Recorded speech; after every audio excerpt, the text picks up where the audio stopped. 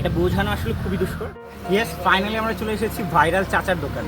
So এটা হচ্ছে শ্রীমঙ্গলের অনেক বেশি ভাইরাল একটা স্টল, যেটা হচ্ছে মূলত আপনি শ্রীমঙ্গল বাস স্টপেজ থেকে আপনি যে লাউয়াছড়া সেক্ষেত্রে পথের মধ্যেই হচ্ছে এই ভাইরাল চায়ের দোকানটা পেয়ে যাবেন।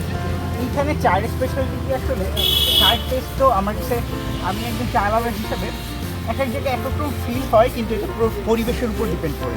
সো এইখানে চাটা স্পেশাল, তার কারণ হচ্ছে এইখানে পাশে যে মনোরম সুন্দর দৃশ্য, মানে এইটার সাথে আপনি যখন এক কাপ চা হাতে থাকবেন, মানে এটা আসলে ফিলটা কেমন হবে এটা বোঝানো আসলে খুবই দুষ্কর। এটা বুঝতে হলে কী করতে হবে, আপনাকে অবশ্যই এই দোকানে হচ্ছে ভিজিট করতে হবে, আর এই প্রকৃতির মাঝখানে আপনাকে চা খেতে হবে। সো আমরা আবার একটু দেখে নিই, এখানে প্রচুর সিটিং অ্যারেঞ্জমেন্ট আছে, আপনি চাইলেই আপনি আপনার সবান্ধব এখানে আসতে পারেন। আমার এই ফিলটাকে নেওয়ার জন্য যে অনেক বেশি হেল্প করছে যারা দুজন, সেটা হচ্ছে রিমন এবং নাইম। এটা হচ্ছে রিমন, এটা হচ্ছে নাইম। সো এরাও নিজেরা ফিল নিচ্ছে, বাট ওরা আসলে বোকা, ওরা রং চা খায় না, দেখছেন?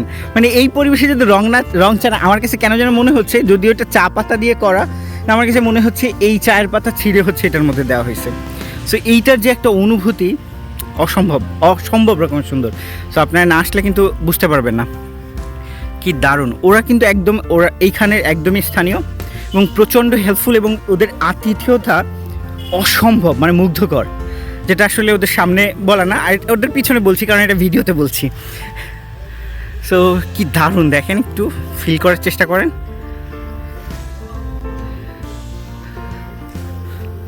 সো এবার আপনারা একটু প্রকৃতি দেখতে থাকেন। দেখা হবে অন্য কোনো দিন, অন্য কোনো ভিডিওতে। সে পর্যন্ত আল্লাহ হাফেজ।